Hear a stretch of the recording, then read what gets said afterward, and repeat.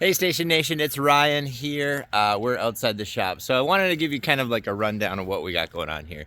Um, about 2 years ago, my wife and I moved to this little city in southern Minnesota, central southern Minnesota. This is where her family is from. So we lived about 2 hours north of here in central Minnesota, and our kids had grown up and moved out. They're both adults now, so they're off on their lives, and it was just time to move back to her hometown. So we moved here about 2 years ago, and a few months ago, this shop came for sale, and I said, honey, we have to buy that shop. We have to buy it, right? It's an old gas station, so let me just take you around. You can see there's an old pump here and here where the pumps were, right there, and then this big dirt spot over here. That's where the gas tanks were, and they tore all that out. It's all been EPA, certified and all of that sort of stuff. It'd be cool if the tanks and pumps were here. I don't know if we'd actually turn it into a gas station again, but it's kind of fun. It's on a half acre. I've got enclosed trailer, flatbed, car hauler with a winch on there. That sucker's very in.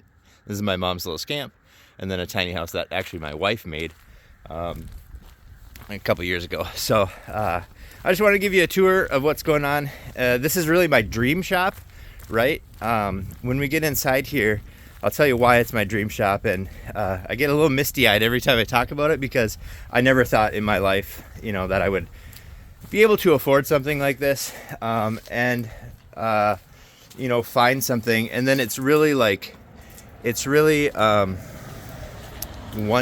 minute away from my house. So it's almost an extension on my property.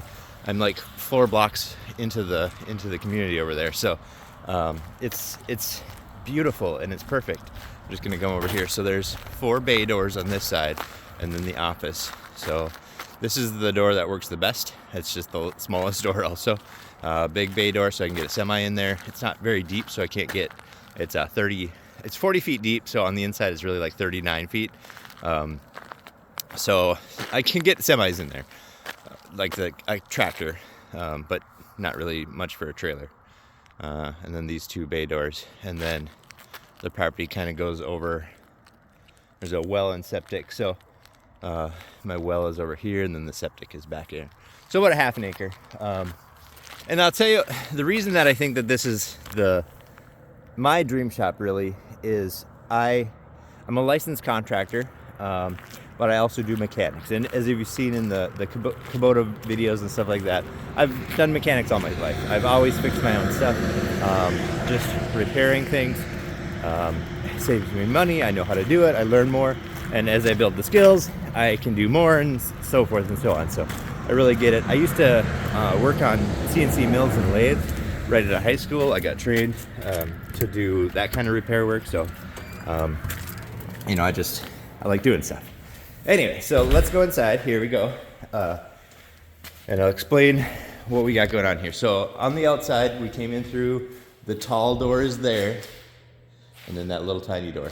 And the little tiny door leads to the lift. So this is the mechanic bay, metals area.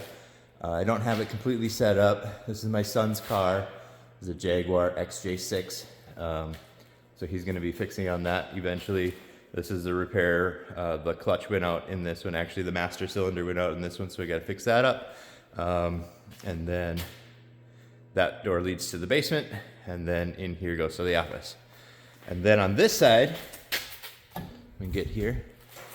This is the wood shop, right? So this is why I just love it. Okay, so if you were to ask me in all my life, any time in my life, I would have said the perfect shop for me would be a woods area, so then I can do my wood projects. I like to make cabinets. I like to do stuff.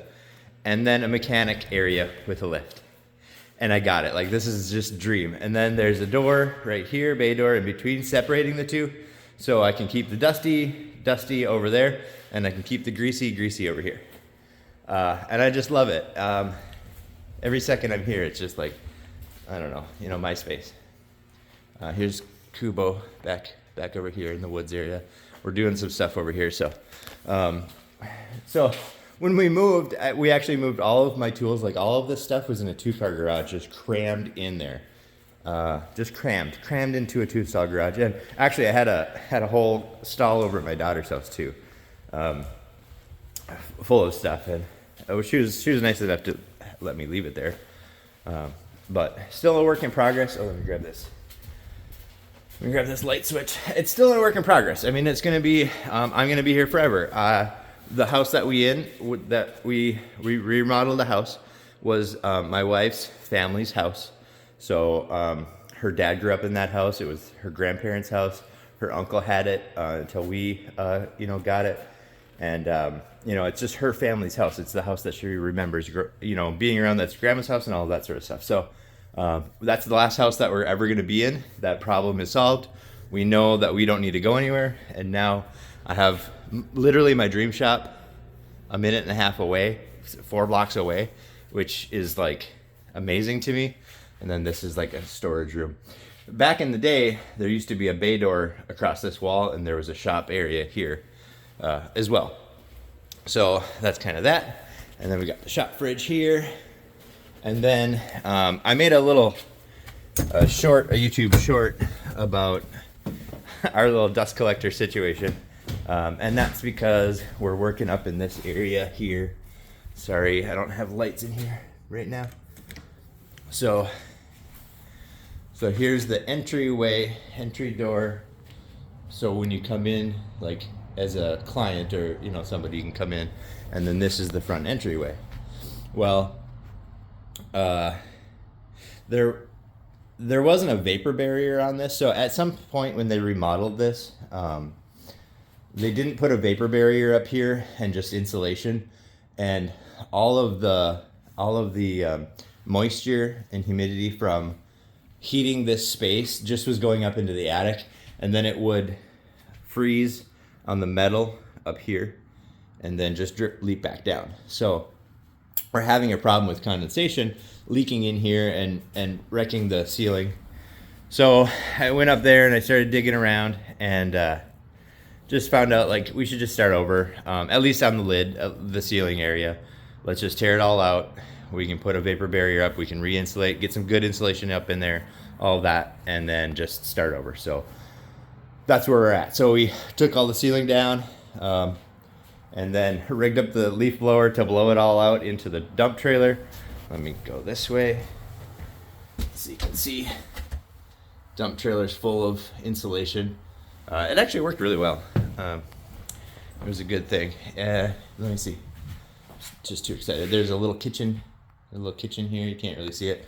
And then a restroom, just a stool and a sink in there. So that's it. Obviously I'm going to do more videos. I'm going to do more Kubota videos.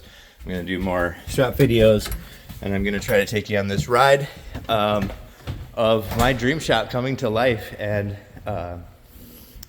just building it up and doing the things and maybe showing people what I got going on. Maybe you learn something, I learned something, we all have a little fun, and just kind of, I don't know, live life to the fullest. So that's my video for today. I appreciate you watching my stuff. It's really awesome when you guys ask questions, and I can help you. Oh, that went pretty dark. I can help you learn a thing or two. So I would I would show you guys some snowblowing videos with the Kubota, but it's like raining here in Minnesota today, so not even a thing. I can't do that. So all right, thanks for watching. I'll stop rambling. I'll see you on the next video. Kubota videos coming. I'm gonna do a whole series on that, and then probably more stuff on the shop itself. So have a good one.